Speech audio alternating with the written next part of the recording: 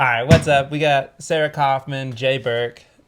I'm Ben Van Treese, owner of 100 Year Athlete and Minerstown up in Park City.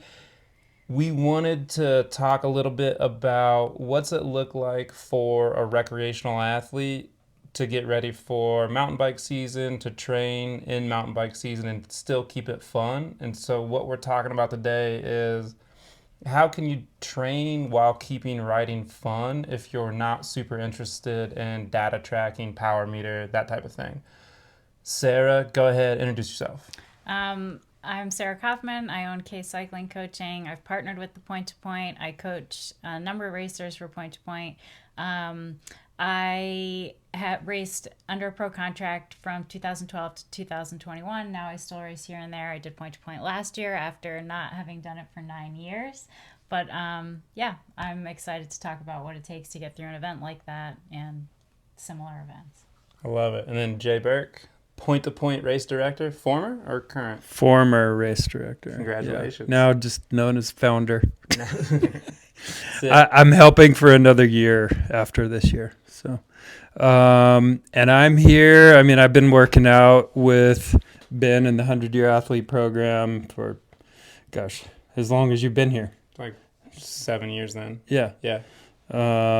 He's helped put me back together once or twice, and it's been pretty consistent with him ever since. So I guess I'm going to add some color commentary, if you will. Yeah, he's definitely color commentary.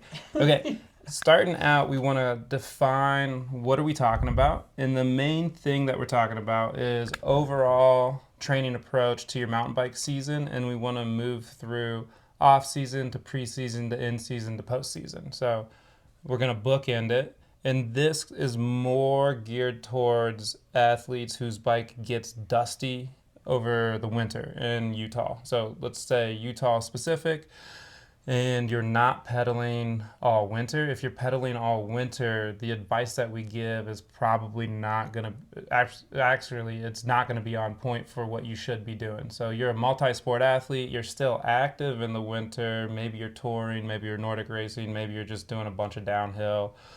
You're doing something, but your bike is collecting a little bit of dust. This applies mostly if you're over the age of 30. Sweet spot is 35 to 55 because if you're younger than 30, you can get away with a lot of shenanigans that most people can't. And if you're over the age of 55 and that 60, 65, the amount of recovery that you need is going to be really individual, and it really depends on kind of what your athletic history is. If you've been really athletic the whole time, this will information will apply. If you're pretty sedentary for 20 years while you're raising kids and having a career going, your recovery is going to be a little bit different by the time you hit kind of that 60, 65-year-old mark.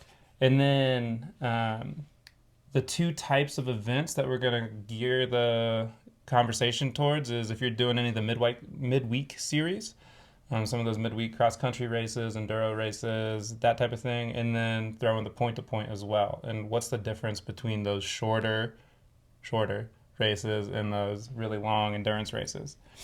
And then, Sarah, question for you, because I think this is really important and often misunderstood, is what is the purpose of training? Well, we talked about how training and exercise are different. Training is more performance oriented, I would say, and would be a series of kind of progressive builds with recovery, stimulus in the form of different workouts, gym, bike, whatever. Recovery is when you adapt and get stronger and then do it again, and you kind of stair step up. Yep. Yeah. So to summarize that, the goal of training is to create a stimulus that leads to an adaptation.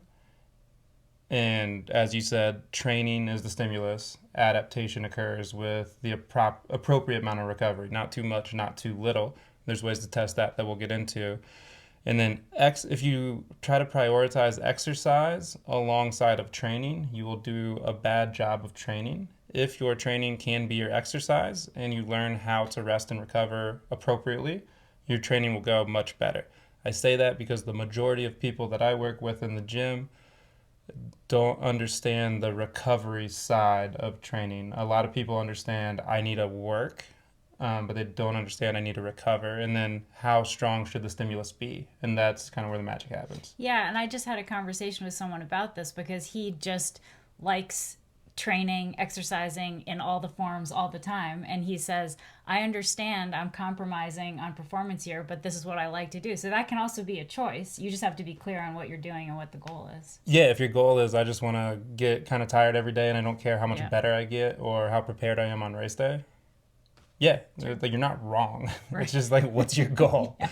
And so we're going to try to gear this towards you want to see progression in your riding across the season. And then season to season, hopefully you're seeing more progress. And eventually your bike shouldn't get dusty if you really care about progress in training or progress in racing. Jay, as the non-coach, non-gym guy, if you're thinking about training and exercise, like, is that clearly different than for you, or is that kind of the same stuff? Just curious. Yeah. I mean, my standard looks like a couple of days a week at the gym. I mean, in a perfect world during the winter, I'd be trying to get some cardio too. But I do spend a lot of time alpine skiing, and last year didn't get a lot of touring in, and touring. But I mean, I want to get better, stronger. I want to be prepared for the event, which is a powder day, or I want to be able to go for 4 hours hard, or somebody's going for a bike ride in June. I want to be able to go ride with them for 4 hours and not be dangling off the back with my tongue hanging out, so that's what my world looks like. And that's kind of what I guess why I'm here today too, is to kind of hear and add my commentary. Add your 2 cents. I like it. For kind of guardrailing the conversation, and I think it's important between the difference in training and exercise. If you're training, how many hard things should you do a week? And we're talking about the person whose bike was dusty during the winter, but they were still active. For most people, I like 4 key sessions a week. And usually that's 2 days of intensity and 2 days of endurance. And those days of intensity and days of endurance look different at different points in the year, different points in the season. But kind of 2 days of structure, and maybe for this group it's not necessarily doing intervals, but maybe it's a couple of days going out and hammering a little bit harder, but these are shorter sessions, and then 2 days of kind of increasing duration, increasing volume. Yeah Yeah. That lines up with what I tell people, and I think the definition's important, but I say 2 hard things per week, and that would be your intense rides. And long rides aren't easy, but they're not hard in the same way. Like, you don't finish a long ride redlined, but an intense ride, depending on where you're at, it might be redlined. Yeah, and in some ways I would define the 4 key sessions as like the days that you need to be focused on fueling, because that's a whole other component that goes into it. And like the recovery days, yeah, the fueling's important still, but in terms of the actual session itself, those 4 days need to be adequately fueled in order to get the adaptation out of them. For clarity, when you're talking about this, are you on the bike or are you off the bike? 4 days of riding. Yeah. Yeah. So, like someone like me, I mean, what would that look like if I'm saying, hey, I want to be in the gym a couple of days a week, and reality is, I mean, 2 to 3 days on the bike is going to be what I'm going to get. How do you mix those? In the scenario she just said, and correct me if you disagree, we do intense ride, endurance ride. So day 1's intense ride, day 2's endurance ride. After the endurance ride, you're in the gym. Day 3, you rest and then run it back. And then you rest on day 7. Yeah, because you want to, in the world I live in, I don't work with professional cyclists. We run our workouts because it's going to have more fatigue, which is going to mess up your cadence. It's going to be a load on nervous system. And then we want to have a day of recovery so that the gym part doesn't interfere with the skill portion of the cycling.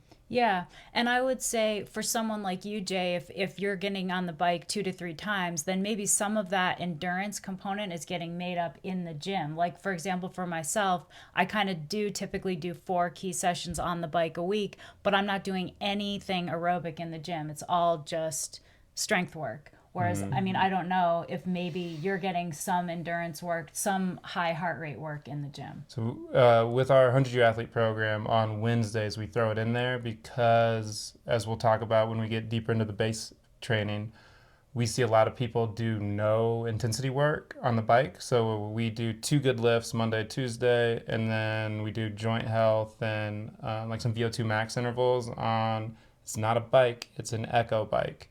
It's not the same thing. It's an air bike. So it's full body. And that's a really good way to do VO2 work. And then we do 2 more days of lifting. And we encourage people to come to, if you're doing intervals, you should do at least 2 strength days and add a third if your schedule permits, depending on what you're doing. And if you're not getting good intense work outside, come to Wednesday because you need it. Yeah. Yeah. Yep. And so you can supplement Which gym is what for I sure. did this week. Perfect. Yeah. Yeah, I went yesterday. It was hard. Yeah, it was. I agree. It was hard. I heard it was I hard. kind of wanted to quit about halfway through.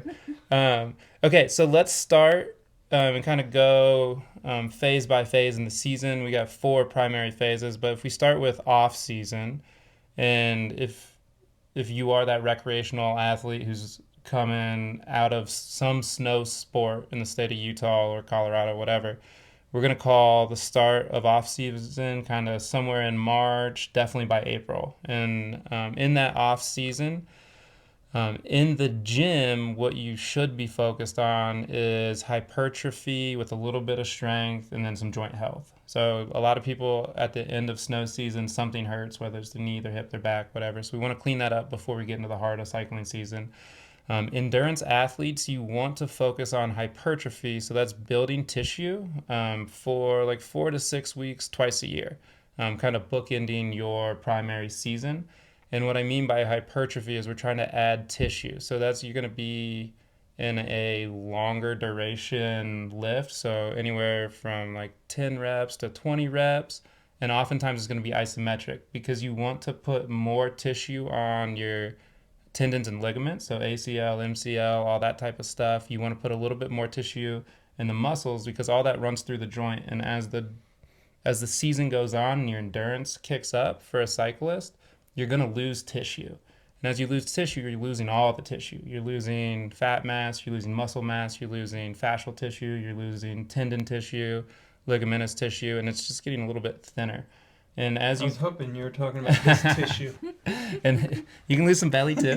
That's helpful. But as you lose kind of ACL tissue, MCL tissue, and some of those tendons and ligaments, there's a point where it doesn't matter if you had extra and you spent a little bit of time in the off season building more, and then the joint's not compromised. But if you start season with just enough and then you lose too much, now you crash on your mountain bike. And what could have been early season, just like that hurt, I tweaked my knee. It could be like now my knee's exploded. And knee's an easy one to talk about, just looking at the two of you. So hypertrophy in the off season, and the goal is to build resilient tissue. So off season, people are just pulling out their bikes. What should they be doing? Big emphasis on cadence, trying to increase duration of rides, increase volume of rides slowly. I think one mistake that people often make when they haven't been on their bike very much is to get out and hammer hard, hammer long, and end up with an injury. So ramping up slowly, not going crazy, but certainly cadence is a big one. I often see newer riders and then also riders who've had the winter off. They get on and they're just churning a really slow, heavy cadence. And you can get away with that for short rides, but certainly not for something like a longer event. When you say like slowly build up cadence, what's a good starting point if you're coming off of 3 months on the couch? Not on the couch, but 3 months on the mountain. Basically over 80 to 100 RPM is kind of the ideal cadence, as we say. And, that's going to vary. If you're on a steep climb on the mountain bike, your cadence is going to get bogged down slower than that. But if you're in that 80 to 100 range, you're probably in. Basically, we're looking for efficiency between the aerobic system to turn over a high cadence and more anaerobic large motor units to mash a heavy gear. And it's I think people newer riders or coming back after a break tend to mash a heavy gear because you don't get your heart rate up, you don't get your breathing up, and so you can kind of rely on those large motor units, but those get depleted pretty quickly, and they can't be replenished in the same way as like your oxygen dependent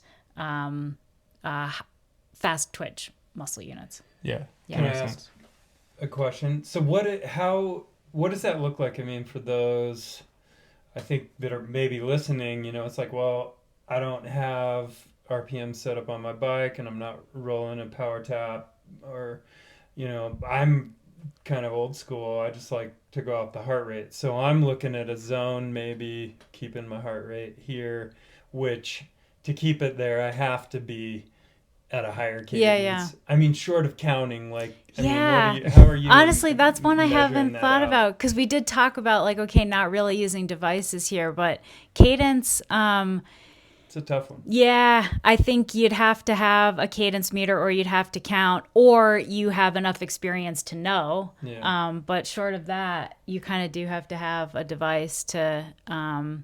Or, I mean, honestly, I would think most people with some level of experience, just being aware of it, are going to get into a decent range. Yeah. Yeah. So as a non-cyclist, I believe 80 to 100, it feels like your legs are moving. Where much slower than that, you can kind of tell you're kind of half-assing it, or you're just not really moving. You're moving at a good clip. Yeah. I mean, I can speak from experience last weekend. I mean, I got almost 6 hours of this kind of training in, and I'm feel like, oh my gosh, like I want to go somewhere, but it's good, like, and I knew I was doing good, so it's like just keeping myself there is where the discipline comes in. But again, I don't know how many revs I was at. I know where I was with my heart rate, and that's kind of more, I guess, what I was looking at. Yeah, I would assume, Jay, just given your experience, that you're in a reasonable range. Yeah. So introductive or off season, where we're just getting the bike out, the goal is cadence and start building some volume. And is a good starting point 3 hours a week, 12 hours a week, Gosh, 15 hours a week? Varies so much depending on the athlete. And I mean, if we're talking about people who've been off their bike over the winter, it's like, okay, were they ski touring and they were out doing huge days in the mountains and the endurance is there, we're just trying to get that neuromuscular patterning back? Or is it someone who alpine skied all winter, and sure, it's great exercise, but it's not the same kind of endurance? So throw a recommendation out, like if you were doing endurance activities but you weren't on the bike, roughly how many hours is like a 6 reasonable? to 10 6 to 10 start. Yeah. And you were riding couches up a mountain and sliding down, so not a lot of heart rate work. But now it's like, it's just individual physiology. So it's like, get out and start with something that seems achievable and build from there. I really don't have a recommendation beyond that. It's too individual. That's fine. I think that's great. And the one guardrail I tell people is, for the first 2 to 3 weeks of starting a new season, underestimate yourself as opposed to overestimate. Underestimate means, you didn't optimize your 2 to 3 weeks, but that probably doesn't matter too much because you weren't riding your bike anyway. Whereas if you overestimate and come up with some sort of injury, now you're set back for an additional 4, 5, 6 weeks. So as you're starting, underestimate the first week. How do I feel? How am I recovering? Feel good? Okay, cool. Let's add some more. And figure that out, but don't be overstoker. The biggest mistake, and leading to the next one, that I see of people hitting the gym to get ready and people on a bike is too much too fast. And so figuring out how to avoid that and feeling soft for a week or two is way better than like, I got this, and now you're off the bike because you're hurt. Yeah, another big component of getting back on the bike after an extended time off would be go see a bike fitter, because that's one way to avoid injuries too. Yeah, it's perfect. How long? I mean, how long would you say? Like in my situation where I'm kind of looking at a mid-June big ride event, like should I go 2 more weeks of this kind of a phase or how many longer? have you done already? Not much. Let's call it 2 weeks. I mean, I like a base phase of like 12 to 16 weeks. So wow, that's going to go right into my event. but I will say, this is this is not the group that I typically work with. The people that come to me are generally a little bit more dedicated to the bike. And so we tend to have a longer runway. You also have years of endurance, so you probably can fudge it a little bit and get away with a shorter. I'm thinking like 2 to 3 weeks from today. And then, but as that goes, I'm going to start ramping up a little more intensity and maybe getting into my power a bit more. Well, and you're more into like an introductive or base phase anyway. So we were just kind of wrapping up off season. So hopefully in the off season you touch the bike. I got ahead of you. Is the goal. But no, it's good. So moving on to the second phase, which we're talking about with Jay, is kind of more of your introductive, kind of it's not really, it's not season yet. It's still more preseason, and we're talking if you have an event. Usually those events start in June, July, August, all the way back into September. So we're still early in what would be mountain bike season for the casual athlete. And so in the gym, that's where we're looking more at strength, power, and then always keeping joint health in there. So we've built a base in the off season so that of lifting and of tissue development. So now we can really start to load that tissue. We're going to be much less volume, like sets of 4 to 6 reps, RPE of 1, meaning if I ask you to get 6 reps on your top set, and you get the rep 6, I'm like, dude, I'll give you $100,000 if you get 2 more reps. If you can get that $100,000, you're not training well, because you really have to be stressing the tissue quite strongly, and it takes months, if not years, to get to the point where you can train that way safely. So don't dive right in, but more focused on strength. There's still going to be some fatigue while you're doing your sport, but we don't care that much because performance isn't the main goal yet. What's happening on the bike during, so this would be kind of the start of base, kind of the introductive phase, they kind of cross over. Yeah, I mean, like we talked about, cadence and developing, increasing duration. And I think organically you start to get some of that fitness back, and now you can ride some of these long rides. You can start to stay on the pedals a little bit more and like organically add some intensity. Yeah, so as we're building up base phase, introductive phase, how much volume, so we've established a baseline of like, this is where we're starting, now we're actually training, we're not just trying to figure out where we're at. We've accomplished that. So you're at a good starting point. What % of volume can you increase per week? Can you increase every week for 10 straight weeks? Like, what's that look like on the bike? I think for most people, it's like adding between 15 and 30 minutes to your long ride until you're getting up to in the 4 to 6 hour range. And I would be a little bit more kind of individually strategic in terms of thinking about it, like, what is the duration when I'm actually staying on the pedals here? I'm not just soft pedaling, because most endurance athletes can soft pedal and, kind of slog their way through a long ride. But that's not what we're looking for. We're looking for more higher quality work where you can stay on the pedals for the duration. And that's where we wrap it back to what we started with training. You got to create a stimulus. So if you're out there and you're comfortable for 4 hours, minus sitting on a bike for 4 hours, you're not really training. You're just riding your bike, which is a great thing to do. But if you're trying to make progress and get a little bit better, we have to increase the intensity or the duration, but usually not both at the same time. So bump up the duration and then add some intensity to that. Did I hear Yeah. you correctly? Yep. And Yeah. also that's going to be dependent on fueling Yeah. and hydration for sure. Yeah, and that's a whole nother like hour-long discussion. Yep. So just like Yep. dodge it. And then a mistake I see, because I end up with a lot of injured cyclists, and a mistake I see is people that try to build continuously, and there's never a drawback. So how would you recommend people self-regulate of, okay, I need to take a week and like dial back my volume, dial back my intensity, have a recovery week? How do you build that in? I mean, the standard is kind of 3 weeks on, 1 week off. For masters athletes, sometimes it's 2 weeks on, 1 week off. But it's also just like going by your sensations. Do you feel tired? Can you not complete the planned workout? That means pull the plug, and either you try the next day, I mean, I've had times where you end up kind of putting things off for a week because you just can't get on top of recovery. So you can go with a kind of a standard 3 on, 1 off approach, or go by how you're feeling. And sometimes life dictates too. It's like, I'm in a really good training flow right now. I've done a few solid weeks, and then, stuff happens and you end up with a unplanned but maybe perfectly timed recovery week. Yeah. So a big one, that's perfect. A big one that I see is you can have your working period as low as 2 weeks. Less than 2 weeks seems you're probably messing up your training. It's probably not right. Or life is messed up. That's a whole nother thing too.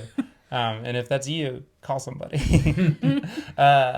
And I've seen people be able to draw that out to like 5 or 6 weeks, kind of depending on the athlete. But if you're looking back and you're like, I've been training hard for 6 weeks, haven't taken a down week, you're in the danger zone for sure. For sure. Or you're not training hard enough. Or you're not training hard. If you don't need a recovery week, you're not training. Mm-hmm. You're exercising. And it's not bad to exercise, but we're talking about trying to train.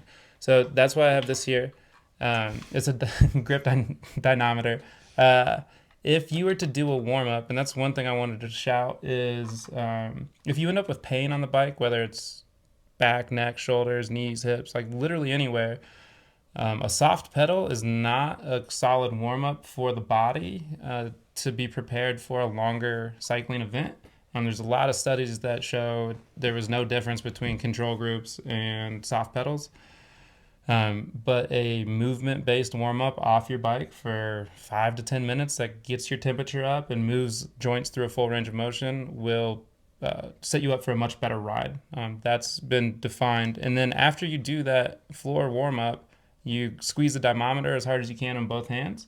And if you do that after every warm-up before your ride, you'll get a pretty average number, and then you'll start to see that drop as you go through your training cycle.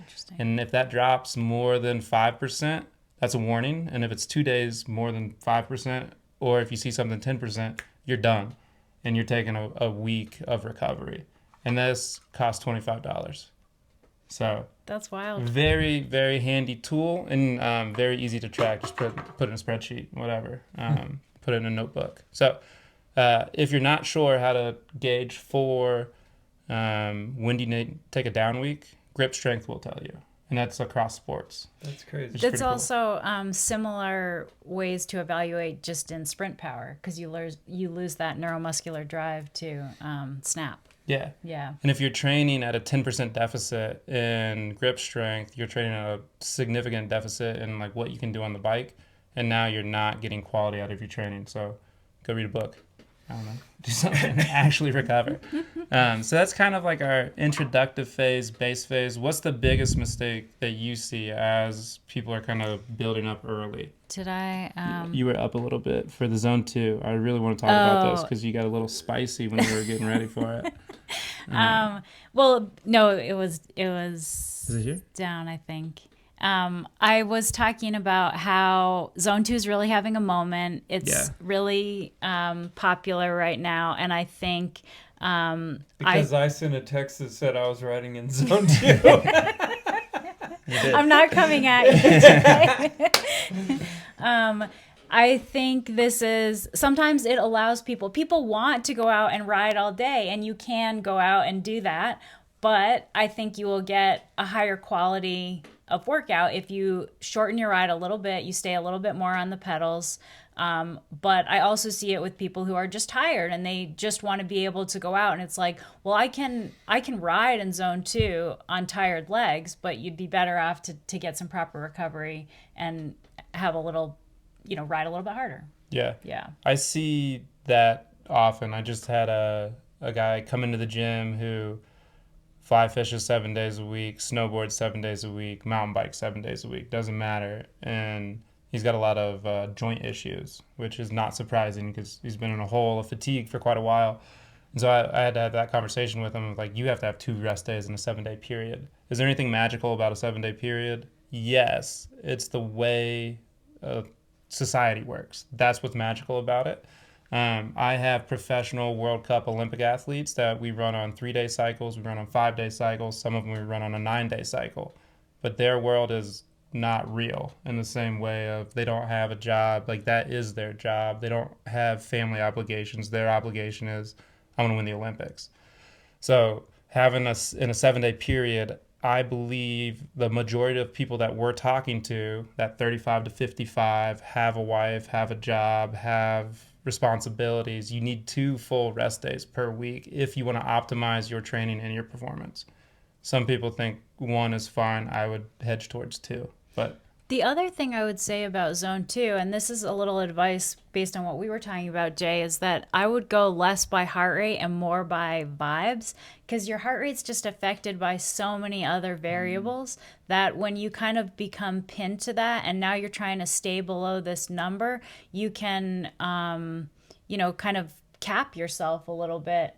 Whereas if you just go by, this feels like an intensity that I can maintain all day, be consistent, have some tension on the pedals, that usually yields a better response than trying to stick to some heart rate zone. Yeah. Yeah. Makes sense. And then I liked what you put with the guidelines. So if you're out for your long ride in this base phase, and how do you know if you should wrap it? Yeah, when it turns into a slog. Yeah. Yeah. Because we're not doing that right now. Right. Later on in training, that might be appropriate sometimes. But when we're accumulating volume, the main goal, remember, is cadence and having good pedaling structure. So if you're starting to lose that in your long ride is too long, or you're too tired coming into your long ride. And that's where you either hit recovery or you need to change the duration of your long ride and then build it back up.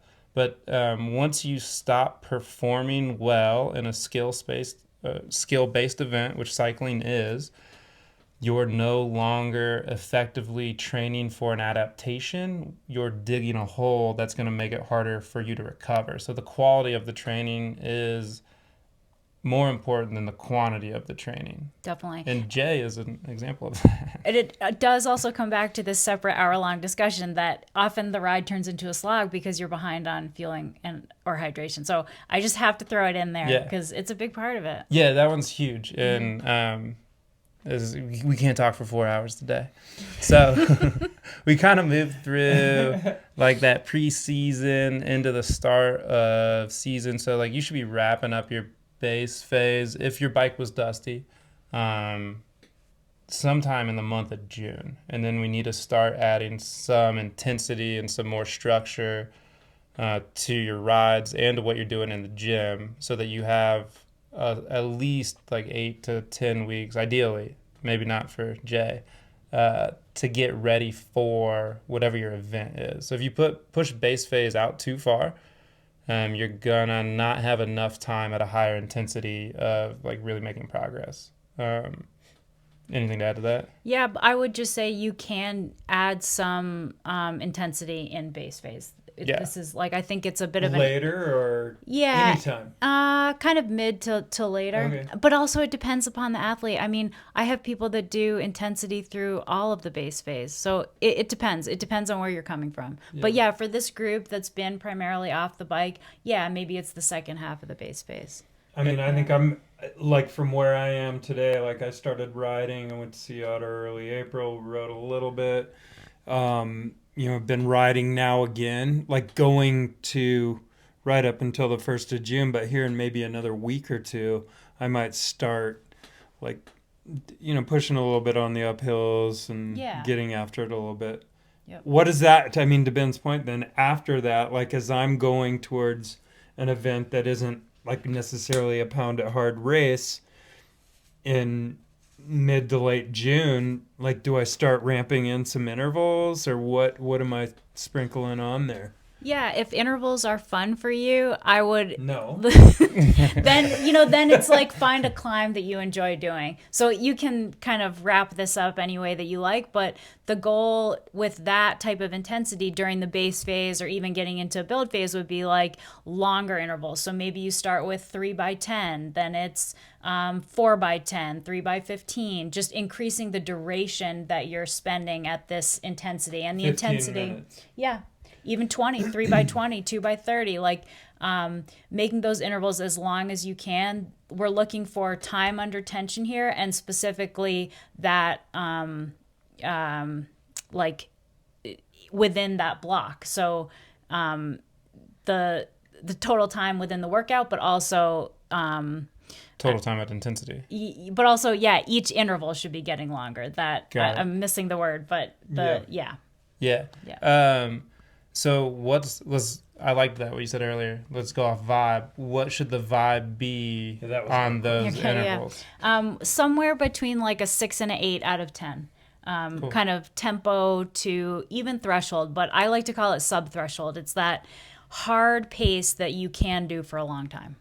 Yeah. Yeah. Sweet. So once you get through your base phase, or sometime mid-June-ish, you can extend and shorten based off of where you're at.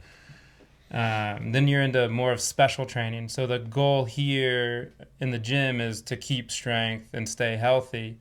The goal on the bike is to start to get more and more towards whatever the events you're doing. So we're starting to get how fast do you want to ride your event?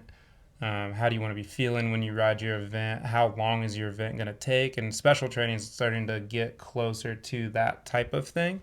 So in the gym, we're trying to maintain strength, keep power. So, and by power, we don't mean on a power meter, but how high can you jump? How quickly can you move a lightweight fast? That type of deal. We want to maintain athleticism.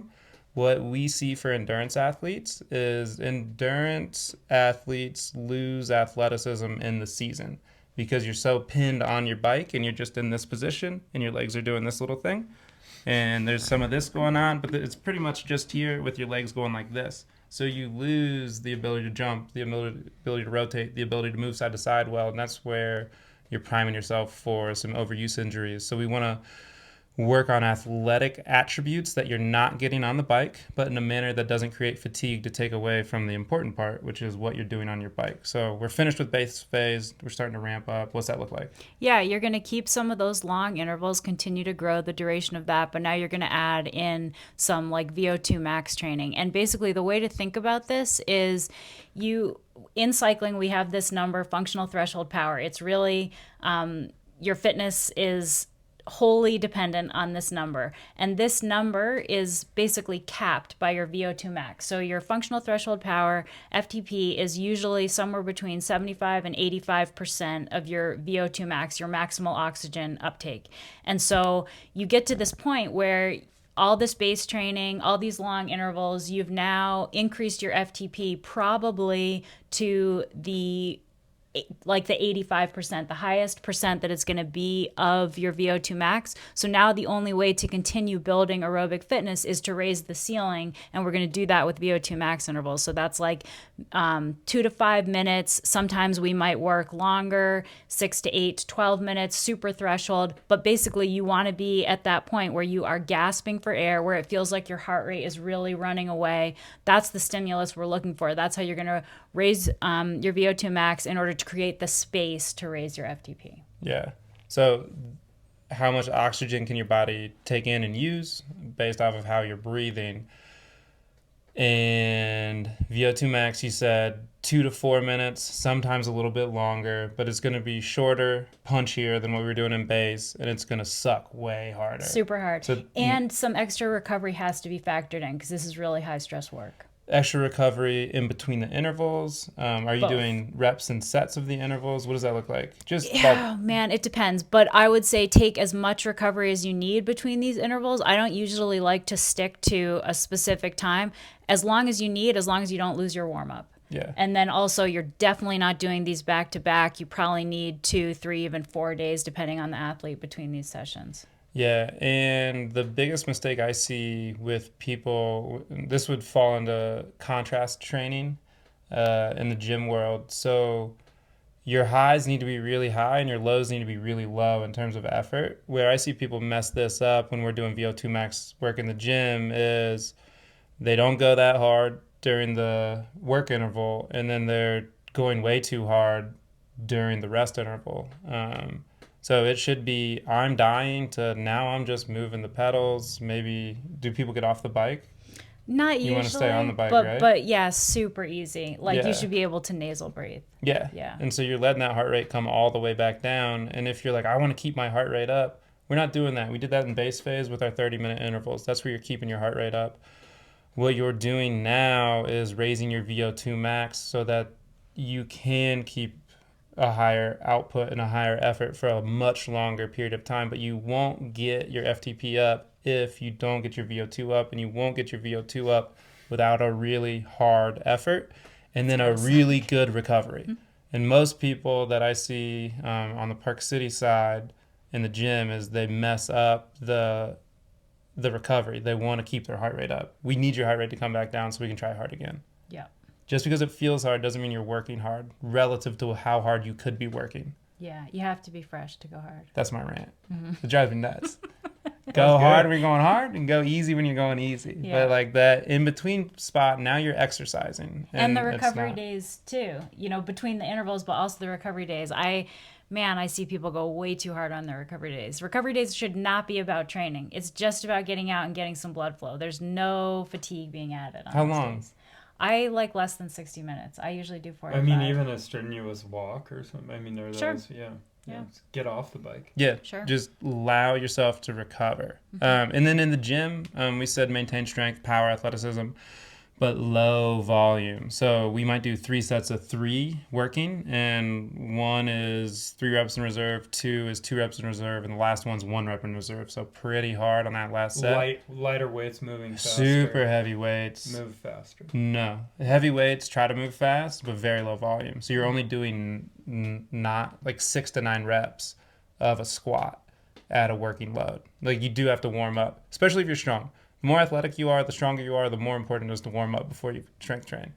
Because if you don't do warm-up sets and you dive into 250 on your squat you did 135, now you're at 250, you're going to get hurt. I've seen it happen a whole lot. So you do have to warm up, but your working reps are super, super low. And those aren't going to add mechanical fatigue. It's just mostly neurological fatigue. And that's why you want to put your lifting, especially in this phase, before your off day. Not a recovery day where you're going to go out for a 45-minute ride the next day, but before an off day. And you do want to keep that strength work in there through your special training. And then as we get to specific training, that's when you can argue about the intelligence of lifting. Some people think you should, some people think you shouldn't. It depends. The least favorite answer. So there's kind of finishing up the special training. Your goal on the bike is VO2 max, and your goal in the gym is heavy lifting, very low volume, and be athletic. And then special training, now your goal is to prepare for the event. So your gym work is super short, no longer than a half hour, and it might be 1 working set of whatever lift you're doing that day. It's going to be 1 to 2 days per week. And your main goal is how's your back feeling, how are your knees feeling, how are your hips, how's your neck, how's your shoulders, how's your grips. And we want to make sure we're addressing anything that's coming up as a problem so that it doesn't impact you as you get closer to your event. So what are you doing on the bike in those, like, let's call it 4 to 6 weeks before the event? What's that look like? Yeah, I mean, kind of 2 to 4 weeks. So this group of athletes, I don't do a ton of like race specific workouts because there's still low hanging fruit, usually with just kind of more general aerobic conditioning, more like FTP building. However, you might throw in some like over under workouts because just the nature of riding mountain bikes, riding the point to point course or an event like that is going to be doing over unders. You're going to be riding hard and then you're going to ride harder and then you're going to have to recover at this kind of still hard intensities. So maybe you're throwing in some over unders, but generally at this point, it's like, okay, now we've raised the ceiling with VO2 max. We might go back to those long intervals because there's still some low hanging fruit there now that we've raised the VO2 max ceiling. Then in the like 1 to 2 weeks out from the event, now we're really pulling back volume, pulling back some of the intensity, but keeping some of the intensity in order to stay sharp. But yeah, this phase is kind of broken a little bit by either these over under kind of race specific intervals or back to more FTP building and then getting into a taper where you're really pulling like trying to shed some fatigue. What's an over under? Oh, would be like, say you're doing a 20-minute interval and you're riding at that kind of 6 to 8 6 to 8 out of 10 RPE. Well, now every 2 minutes, every 4 minutes, whatever it is, maybe you're going to do 30 seconds working over threshold, working at like a 9 or a 10 out of 9 or 10 out of 10. That makes sense. Yeah. And so you touched on it, but I did want to talk more about that taper. Are you going to pull volume? Are you going to pull intensity? Are you going to pull both? Mostly volume, but a little bit of intensity. Mostly volume. That's important. Yeah. Mostly volume. Because you want to keep your intensity high for a whole host of reasons. And you'll have a much better race day or event if you're not racing it, if your intensity's stayed high and your volume's gotten quite a bit lower. Rephrase that. You're going to pull back the volume of intensity. Yes. Yeah. Yeah. That's, yeah. And we're on the same total page. volume. Yeah. And then for all you crazies out there, this is a really important thing to touch on. I have people that don't want to pull back leading up to an event because I'm going to lose my fitness. How long does it take to lose fitness? A lot longer than this race taper. Yeah, it takes quite a while, and especially this late in the season. So we're talking like end of August, September, maybe your events in October. We have such a big volume of training, assuming you started kind of April-ish, that you would probably do better if you just stopped doing anything for a week than if you than if you just kept riding because you like, I got to get my exercise or I got to do my zone 2 or whatever. You'll have a way better event if you just did nothing. So pull volume, have some intensity in that volume. And I would say an event like point to point, these really long races, what happens if you taper a little bit too hard is like maybe you get out there in the first hour or two, you feel a little bit flat, you don't feel your best, but then you will ride into the race. You are so much better off, just like you said, even doing nothing for a week or two, than going into it a little bit tired. Yeah. Yeah. Going into it tired or injured, you're training. The target is to get to the race line feeling fresh and uninjured, fresh and healthy. And so if you're injured or tired, you really messed up. It's a really bad starting point, especially for a long ride. Okay, cool. And then rule of thirds. I think it's important to talk about this because if this is not true for you in your training, you are not training at a good intensity. You're either training too hard or you're not training hard enough. So the rule of thirds is, we talked about it a little bit. I liked how you said it. Go for it. A third of your workouts are going to suck. A third of them are going to be okay. And a third of them are going to be great. Yeah. So if you have a whole Great week. is fun. Yeah, totally. Great is fun. 100%. Yeah. Yep. If you have a full, and it might not be in a week-long session because that might be a little too short. But if you go kind of 2 weeks, you're going to have 6 to 12 sessions in that 2 weeks. If they all felt good, something's wrong. If they all felt bad, something's more wrong. And if some of them were okay, some of them were dog shit, and some of them were really good, that's where you want to be. Training shouldn't always feel good. That means you're not training hard enough. Yeah. And it also shouldn't always feel bad. That means you're training way too hard or not recovering. And there's a whole lot of factors in there. So that's kind of a way to think about structuring your season. And Wait, I would go just ahead. Yeah. one more thing on the rule of thirds. Don't be afraid to pull the plug on a workout. I always encourage people to put on the shorts, get out the door. But if you get out there and you do a warm up and you're feeling really committed to doing your workout, but you feel more tired after the warm up, just bag it. Just do it the next day. Try it. People get, especially athletes who have a schedule that they're trying to stick to, they get so committed to following the schedule when they're going to be so much better off by just bagging the workout. If you don't have good legs, wait until you do. So I try to limit that third of the really shitty workouts. Yeah. Well, the shitty workout can be bagging it. Yeah, 100%. totally. Yep. And since you brought that up, made me think, if you get done with your warm-up and you're starting your workout and you're like, man, my back really hurts today, stop.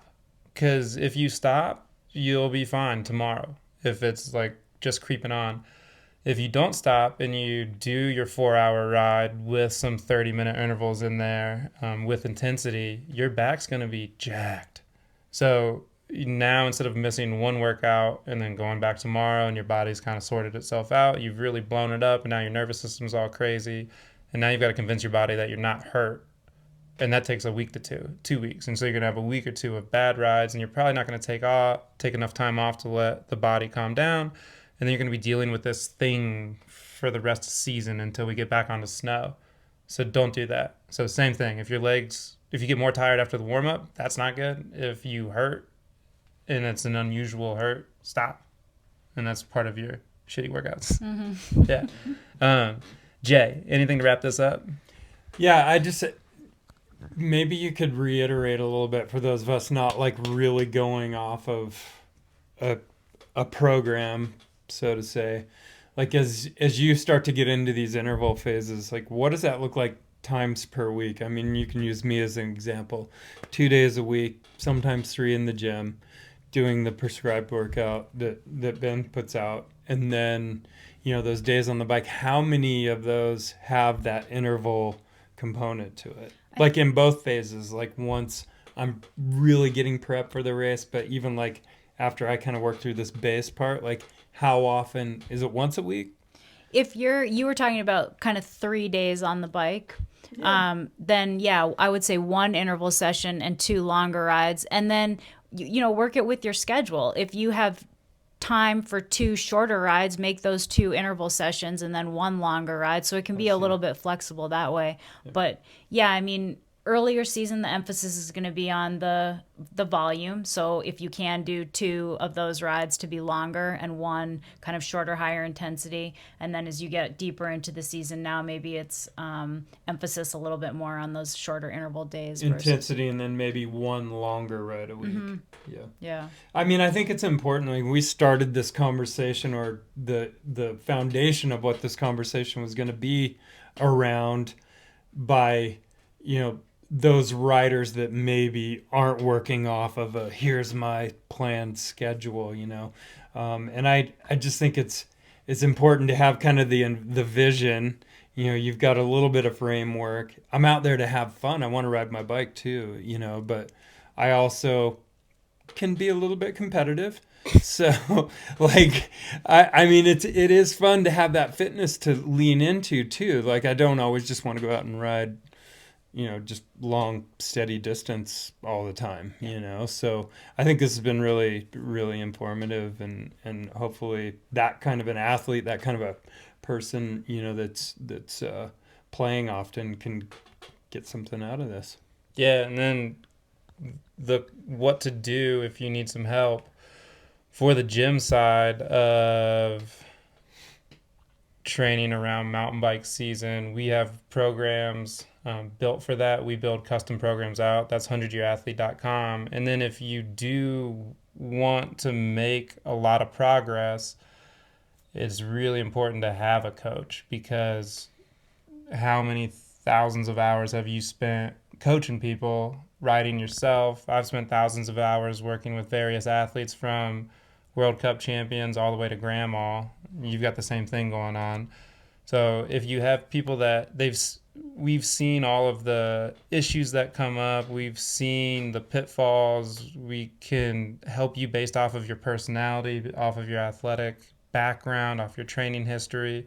So if you want a really efficient way to have better performance, Sarah's super dialed cycling coach. Give her a shout. If you need help on the gym side, we're there to help as well. And then if you need a little bit of guidance of volume towards intensity, that's kind of like the formula with nuance.